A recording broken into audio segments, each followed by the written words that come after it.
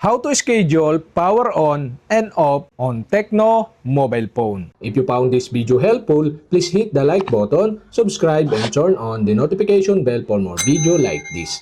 Go to Settings. In Settings, go to System.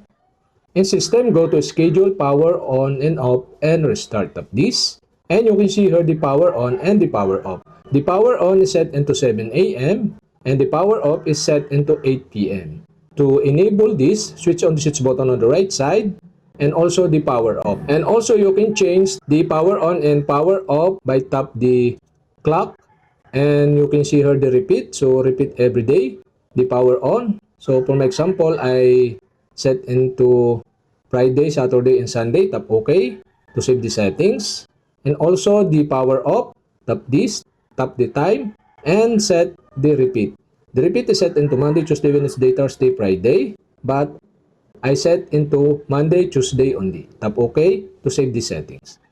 And that's it. Okay, you have successfully set or scheduled the power on and off on Tecno mobile phone. If this helpful, like, subscribe, and see you for my next video.